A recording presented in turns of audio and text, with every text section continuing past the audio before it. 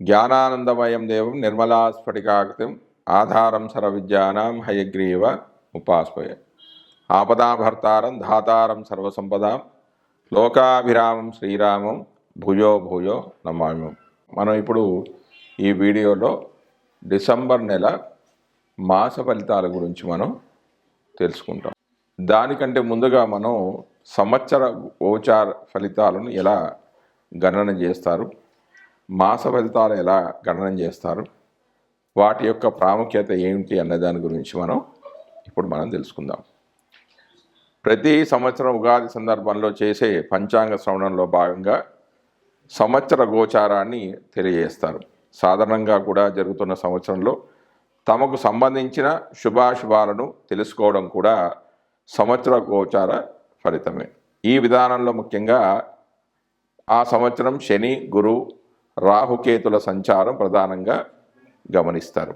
శని సంచరించే రాశికి తమకు అనుకూలమా ప్రతికూలమా అని చూసుకోవడం అనేది ఉంటుంది. ఈ క్రమంలో జన్మరాశికి శని 12, 1, 2 రాశిలో సంచరిస్తుంటే దాన్ని ఏలినాటి శని అని, 4వ స్థానం సంచారం అర్ధాష్టమ శని అని, 8వ రాశిలో సంచారాన్ని అష్టమ శని అనే పేరుతో తెలుపుతారు. ఈ కాలాల్లో విశ్రాంతి లేకపోవడం, శారీరకమైన ఇబ్బందులు, ఆర్థిక ఇబ్బందులు, కుటుంబ కలహాలు, సౌఖ్యం లేకపోవడం, ఆకస్మిక నష్టాలు, అనారోగ్యాలు క్రమంలో తెలియజేయబడుతూ ఉంటాయి. శని యొక్క దృష్టిని కూడా పరిశీలించడం అనేది సాంప్రదాయం. శని తానున్న రాశి నుంచి 3, 7, 10 స్థానాలను చూస్తూ ఉంటాడు. ఈ రాశిలో తమ జన్మరాశి ఉన్నప్పటికీ జాగ్రత్తలు తీసుకోవడం అవసరంగా సూచిస్తారు. అంతేగాక శని సంచరిస్తున్న రాశి, శని దృష్టి ఉన్నటువంటి రాశులు తమ జన్మరాశి నుంచి ఏ భావాలు అవుతున్నాయో ఆ భావాల విషయంలో జాగ్రత్తలు తీసుకోవడం కూడా గోచారంలో ఒక భాగమే. శని ఒక్కొక్క రాశిలో 2.5 సంవత్సరాల సంచారం వల్ల ఆయా గ్రహ ఫలితాలను అధికంగా గమనించడం సాంప్రదాయంలో ఉంది. సంవత్సర గోచార ఫలితాల అధ్యయనంలో శని ఫలితం చాలా కీలకమైన గురుగ్రహ సంచారాన్ని కూడా సంవత్సర గోచారంలో భాగంగా పరిశీలిస్తారు.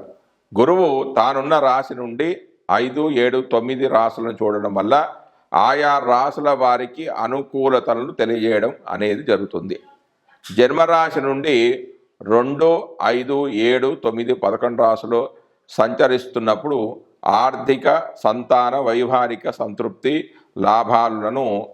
లాభాదులను పొందవచ్చు. గురుదృష్టి ఉన్నటువంటి భావాల్లో లోపాలున్నా కూడా సరిదిద్దబడతాయి. ఆ సంవత్సరంలో ఏ కార్యక్రమాలకు అనుకూలమో ఏ కార్యక్రమాలకు ప్రతికూలమో కూడా గురుగ్రహ గోచారం ద్వారా మనం గమనించవచ్చు. నూతన సంకల్పాలు నెరవేరడానికి, వివాహ, సంతానాది అంశాల్లో పరిపూర్ణత కోసం గురుగ్రహ గోచారం అనుకూలంగా ఉండే విధంగా చూస్తూ ఉండడం అనేది సాంప్రదాయం. రాహుకేతువులు తామున్న రాశులకు అనుసరించే భావాలకు సంబంధించిన అశుభ ఫలితాలను ఇస్తుంటాడు. ముఖ్యంగా 3, 6, 11 స్థానాల్లో తప్ప మిగిలిన స్థానాల్లో ఆయా భావాలకు లోపాలను తెలియజేయడం గోచార సాంప్రదాయం. ఏదైనా శుభగ్రహంతో కలిసి ఉన్నప్పటికీ ఆ గ్రహం యొక్క శుభత్వాన్ని తగ్గించే విధంగా రాహుకేతువు గ్రహాలనేవి ఉంటాయి. అందువల్ల ప్రతి రాశి వారికి రాహుకేతువులు ఉన్నటువంటి భావాలను జాగ్రత్తగా చూసుకోవాల్సి ఉంటుంది. శని, గురువు, రాహు, కేతువులు అధిక కాలంలో ఒక రాశిలో సంచరించడం వల్ల సంవత్సర ఫల నిర్ణయంలో వీరి ప్రాధాన్యం అధికంగా ఉంటుంది. ఇక మాస గోచార ఫలితాల విషయానికి వస్తే, ఒక మాసం తమకు అనుకూలమా ప్రతికూలమా అని గమనించేందుకు రవి, కుజ, శుక్ర, బుధ గ్రహాలను గమనించడం సాంప్రదాయం. సూర్యుడు 3, 6, 10, 11 రాశుల్లో సంచరించే సమయంలో మాత్రమే శుభ ఫలితాలను ఇస్తాడు. మిగిలిన సమయాల్లో అతడు సంచరించే రాశి, దృష్టి ఉన్న సప్తమ రాశి విషయంలో జాగ్రత్తలు అనేవి తీసుకోవాలి. వేరు జన్మరాశుల వారికి రవి సంచరిస్తున్న రాశి, దృష్టి ఉన్నటువంటి రాశులు ఏ భావాలు అవుతాయో గమనించి వానికి అనుకూలమైన ఫలితాలను నిర్దేశించాల్సి ఉంటుంది. రవి గోచారంలో వ్యతిరేకంగా ఉన్న సమయంలో అధికార ప్రభుత్వ సంబంధమైన సమస్యలు, అనారోగ్య లోపాలకు, మానసికమైన ఒత్తిడులకు అధికమైన అవకాశం అనేది ఉంటుంది. మనం ఇప్పుడు ఈ వీడియోలో డిసెంబర్ నెల మాస ఫలితాల గురించి మనం తెలుసుకుంటాం. అంటే డిసెంబర్ నెలలో 12 రాశుల వారికి ఫలితాల గురించి మనం ఇప్పుడు తెలుసుకుందాం. ప్రతి సంవత్సరము ఉగాది సందర్భంలో చేసే పంచాంగ శ్రవణంలో భాగంగా సంవత్సర గోచారాన్ని తెలియజేస్తారు. సాధారణంగా జరుగుతున్న సంవత్సరంలో తమకు సంబంధించిన శుభాశుభాలను తెలుసుకోవడం కూడా సంవత్సర గోచార ఫలితమే. ఈ విధానంలో ముఖ్యంగా ఆ సంవత్సరం శని, గురు, రాహుకేతుల సంచారం ప్రధానంగా గమనిస్తారు. శని సంచరించే రాశి తమకు అనుకూలమా ప్రతికూలమా అని చూసుకోవడం అనేది ఉంటుంది. ఈ క్రమంలో తమ జన్మరాశికి శని 12, 1, 2 రాశిలో సంచరిస్తుంటే దాన్ని ఏల్నాడు శని అని, 4వ స్థాన సంచారం అర్ధమాష్టమ శని అని, 8వ రాశిలో సంచారాన్ని అష్టమ శని అనే పేరుతో తెలుపుతారు. ఈ కాలంలో విశ్రాంతి లేకపోవడం, శారీరకమైన ఇబ్బందులు, ఆర్థిక ఇబ్బందులు, కుటుంబ కలహాలు, సౌఖ్యలోపం, ఆకస్మిక నష్టాలు, అనారోగ్యాలు క్రమంలో తెలియజేయబడుతుంటాయి. శని యొక్క దృష్టిని కూడా పరిశీలించడం సాంప్రదాయం. శని తానున్న రాశి నుంచి 3, 7, 10 స్థానాలను చూస్తూ ఉంటాడు. ఆ రాశుల్లో తమ జన్మరాశి ఉన్నప్పటికీ జాగ్రత్తలు తీసుకోవడం అవసరంగా సూచిస్తారు. అంతేకాక శని సంచరిస్తున్న రాశి, శని దృష్టి ఉన్నటువంటి రాశులు తమ జన్మరాశి నుంచి ఏ భావాలు అవుతున్నాయో ఆయా భావాల విషయంలో జాగ్రత్తలు తీసుకోవడం కూడా గోచారంలో భాగమే. శని ఒక్కొక్క రాశిలోనూ 2.5 సంవత్సరాల సంచారం వల్ల ఈ గ్రహ ఫలితాలను అధికంగా గమనించడం అనేది సాంప్రదాయంలో ఉంది. సంవత్సర గోచార ఫలితాల అధ్యయనంలో శని ఫలితం అనేది చాలా కీలకం. గురుగ్రహ సంచారాన్ని కూడా సంవత్సర గోచారంలో భాగంగా పరిశీలిస్తారు. గురువు తానున్న రాశి నుంచి 5, 7, 9 రాశులను చూడడం వల్ల ఆయా రాశుల వారికి అనుకూలతలను తెలియజేయడం జరుగుతుంది. జన్మరాశి నుంచి 2, 5, 7, 9, 11 రాశులో సంచరిస్తున్నప్పుడు ఆర్థిక, సంతాన, వైవాహిక సంతృప్తి, లాభాలను పొందవచ్చు. గురుదృష్టి ఉన్నటువంటి భావాల్లో లోపాలున్నా కూడా సరిదిద్దబడతాయి. ఆ సంవత్సరంలో ఏ కార్యక్రమాలకు అనుకూలమో, ఏ కార్యక్రమాలకు ప్రతికూలమో కూడా గురుగ్రహ గోచారం ద్వారా గమనించవచ్చు. నూతన సంకల్పాలు నెరవేరడానికి, వివాహ, సంతానాది అంశాల్లో పరిపూర్ణత కోసం గురుగ్రహ గోచారం అనుకూలంగా ఉండే విధంగా చూస్తూ ఉండడం సాంప్రదాయం. రాహుకేతువులు తామున్న రాశులకు అనుసరించే భావాలకు సంబంధించిన అశుభ ఫలితాలను ఇస్తూ ఉంటారు. ముఖ్యంగా 3, 6, 11 స్థానాల్లో తప్ప మిగిలిన స్థానాల్లో ఆయా భావాలకు లోపాలను తెలియజేయడం గోచార సాంప్రదాయం. ఏదైనా శుభగ్రహంతో కలిసి ఉన్నప్పటికీ ఆ గ్రహం యొక్క శుభత్వాన్ని తగ్గించే విధంగా రాహుకేతువులు ఉంటారు. అందువల్ల ప్రతి రాశి వారికి రాహువు, కేతువు ఉన్నటువంటి భావాలను జాగ్రత్తగా చూసుకోవాల్సి ఉంటుంది.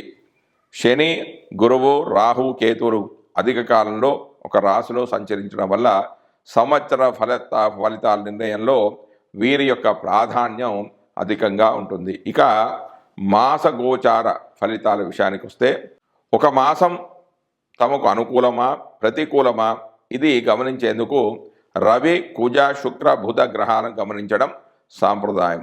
సూర్యుడు 3, 6, 10, 11 రాశుల్లో సంచరించే సమయంలో మాత్రమే శుభ ఫలితాలను ఇస్తాడు. మిగిలిన సమయాల్లో అతడు సంచరించే రాశి దృష్టి ఉన్న సప్తమ రాశి విషయంలో జాగ్రత్తలు తీసుకోవాలి. వేరువేరు జన్మరాశుల వారికి రవి సంచరిస్తున్న రాశి దృష్టి ఉన్నటువంటి రాశులు ఏ భావాలు అవుతాయో గమనించి వానికి అనుకూలమైన ఫలితాలను నిర్దేశించాల్సి ఉంటుంది. రవి గోచారంలో వ్యతిరేకంగా ఉన్న సమయంలో అధికార, ప్రభుత్వ సంబంధమైన సమస్యలు, అనారోగ్య లోపాలకు, మానసికమైన ఒత్తిడులకు అధికమైన అవకాశం అనేది ఉంటుంది.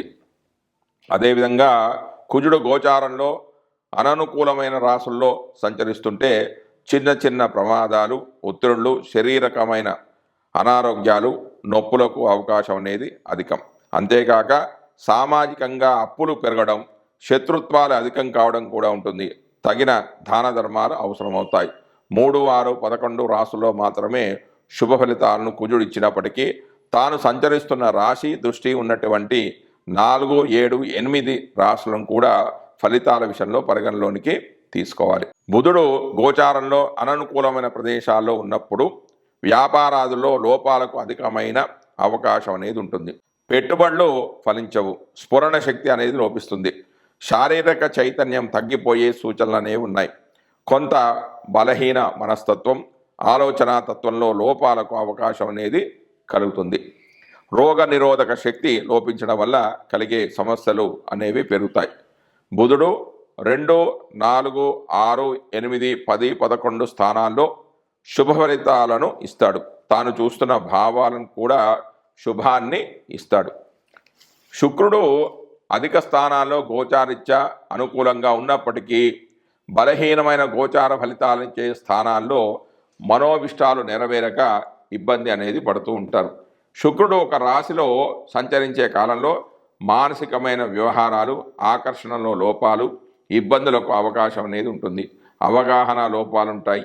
శరీరంలో హార్మోన్ల లోపాలు ఏర్పడతాయి. సమతుల్యమైన భావాలు అనేవి దెబ్బతింటాయి. శుక్రుని విషయంలో 6, 7, 10 రాసుల సంచారం మాత్రం లోపమైనది. 6వ సంచారం అధికమైన లోపంగా పరిగణిస్తారు. భార్యాభర్తల మధ్యలో అభిప్రాయ భేదాలకు కూడా ఇటువంటి అంశాలు కారణమవుతాయి. మానసికమైన ఒత్తిడి తీవ్రంగా ఉంటుంది. ఒక నెల రోజులు కొంత ఎక్కువ తక్కువలతో కూడుకున్న రోజుల్లో సంచరించే గ్రహాలనేవి ఇవి. అందువల్ల వీటి ద్వారా కలిగే ఫలితాలు ఆ మాసాదులకు చెంది ఉంటాయి. అయితే శుభ సమయంలో కార్యక్రమం ప్రారంభించి పూర్తి చేయడానికి ఇటువంటి అనుకూల గ్రహ సంచారాదుల వల్ల ఫలితం అనేది అధికంగా ఉంటుంది. జై శ్రీమన్నారాయణ. మనం ఇప్పుడు ఈ వీడియోలో మీనరాశి వారికి డిసెంబర్ నెల గోచార ఫలితాల గురించి చర్చించుకుంటున్నాం, అంటే తెలుసుకుంటున్నాం. మీనరాశి వారికి రవి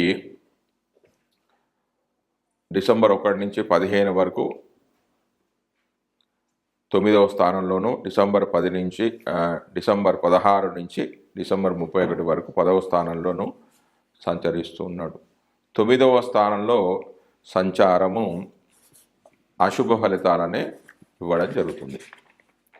అవి ఏమిటంటే, జన్మరాశి నుంచి 9వ రాశిలో రవి సంచరించే కాలంలో సంఘంలో గౌరవ మర్యాదలకు లోపము, దారిద్ర బాధ, ప్రమాదాలకు ఎదుర్కొనవలసి రావడం, ఖర్చులు ఎక్కువ కావడం, అధికారులతో గొడవలు పడడం, బంధుమిత్రులకు దూరం కావడం ఉంటుంది. కళాకారులు నశించి దీనంగా ఉంటారు. అయితే 9వ స్థానంలో చెడు ఫలితాలు ఇస్తున్న సందర్భంలో ఈ 9వ స్థానానికి వేదస్థానమైన 3లో గురువు యొక్క సంచారం వలన వృత్తులలో ధనలాభము, వ్యాపార లాభము, బంధుమిత్రులతో సుఖజీవనము, కొత్త ప్రయత్నాలు, దేహారోగ్యం వంటి శుభ ఫలితాలు అనేవి ఉంటాయి. దాని తర్వాత డిసెంబర్ 16 నుంచి 31 వరకు 10వ స్థానంలో సంచరిస్తున్నాడు. 10వ స్థానంలో సంచరించే కాలంలో శుభ ఫలితాలు అనేవి ఉంటాయి. అవి ఏమిటంటే, జన్మరాశి నుంచి 10వ రాశిలో రవి సంచరించే కాలంలో ధనాదాయం బాగా ఉంటుంది. మెదడు తీవ్రంగా పనిచేస్తుంది. విద్యారంగంలో మంచి రాణింపు ఉంటుంది. ధర్మాది కార్యక్రమాల్లో, ఆధ్యాత్మిక చింతనలో పాల్గొంటారు. ఆస్తి సంపదలను పెంచుకుంటారు. వృత్తి వ్యాపారాలు బాగా రాణిస్తాయి. వ్యాపారంలో కూడా బాగా లాభాలు అనేవి ఉంటాయి.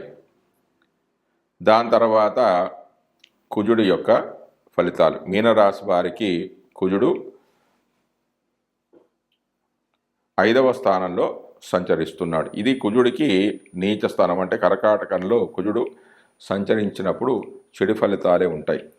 మరి ఆ చెడు ఫలితాలు ఏమిటి అంటే, చిన్న చిన్న విషయాలకు కూడా అధికంగా కోపపడవలసి ఉంటుంది. ఇతరులతో విరోధం పెంచుకోవాల్సి ఉంటుంది. ధనాదాయ విషయంలో చాలా లోపం అనేది కనిపిస్తుంది. సంఘంలో గౌరవ మర్యాద లోపించవచ్చు. ఆరోగ్యంలో కొరత అనేది ఏర్పడుతుంది. ఖర్చు ఎక్కువగా ఉంటుంది. దొరికింది ఏదో తినవలసి ఉంటుంది. మొత్తం మీద చెడు ఫలితాలే ఎక్కువగా ఉంటాయి. అంటే చెడు ఫలితాలు వేరే రాశిలో ఉంటే చెడు ఫలితాలు ఉంటాయి, కానీ ఈ కర్కాటక రాశిలో ఈ కుజుడు నీచబడి ఉన్నాడు, అంటే బలహీనంగా ఉంటాడు. బలహీనమైన ఒక గ్రహము చెడు ఫలితాలను ఎక్కువగా కలిగించదు. కాబట్టి వీళ్ళు ఈ రాశి వారు కుజుడికి శాంతి పరిహారాలు చేసుకోవడం వల్ల కుజుడి యొక్క దోషాల నుంచి కొంచెం నివృత్తి అనేది లభిస్తుంది. దాని తర్వాత బుధుడు, మీనరాశి వారికి బుధుడు 9వ రాశిలో సంచరిస్తూ ఉన్నాడు. 9వ రాశిలో సంచరించే బుధుడు